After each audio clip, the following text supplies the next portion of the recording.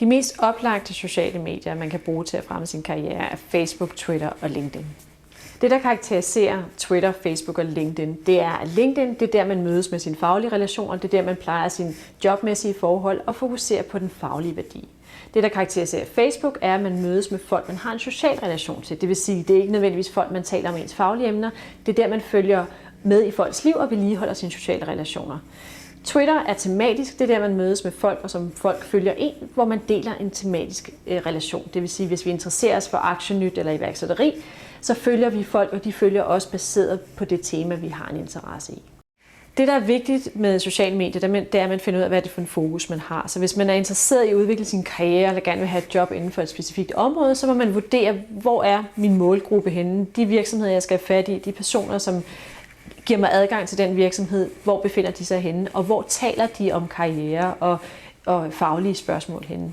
Det er ikke sikkert, det er på Facebook. Det kan godt være, at man kan finde folk derinde, men sandsynligheden for, at de er på LinkedIn, er rigtig, rigtig stor. Igen, så er det et af de gamle sociale netværk, så der er rigtig mange mennesker på den. Det er altid forholdsvis nemt at komme i dialog med folk på sociale netværk, så hvis man først er forbundet til dem, eller på Twitter, som er åben for alle, så kan man gøre opmærksom på sig selv ved at bidrage med indhold, man kan deltage i samtaler, man kan dele viden og links til indhold, så når man henvender sig i en eller anden faglig kontekst, så ved folk, hvem man er. Og man kan også spørge via kanalen og sige, jeg søger et nyt job, jeg søger nogle karrieremuligheder, eller jeg vil gerne udvikle mine kompetencer.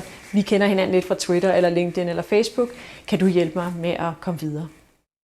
Det, der er vigtigt med sociale medier, det er, at man er fokuseret omkring den værdi, man gerne vil have ud af det. Hvad end det er Twitter, Facebook eller LinkedIn, så er fokus på målet, og være sikker på, at ens informationer er opdateret, være sikker på, at der er et profilbillede, der ligner en, og som måske ikke er for festligt, i hvert fald på LinkedIn, sådan så når folk går ind og kigger på det her, og det gør de i en jobmæssig sammenhæng, at det repræsenterer det image, man ønsker at vise udad til. Så det er selvfølgelig vigtigt også at tænke over, hvad er det for noget indhold, man deler. Repræsenterer det image, man gerne vil dele med de personer, man skal have fat i, og ens virksomhed. Og ikke mindst gå ind og bruge det aktivt i forhold til ens jobansøgning. Så hvis man sender en ansøgning, at man også linker til ens LinkedIn-profil. At man sørger for, at ens LinkedIn-profil er opdateret. Ikke kun med, hvad man har lavet historisk, men også hvad ens forser nu, og hvad vil man gerne lave fremadrettet. Og det samme med Twitter og Facebook. Sørger for, at den passer til det signal, man gerne vil sende. Og give den, der skal vurdere en mulighed for at få et indblik i, hvem er det her menneske, der er bag den her jobansøgning.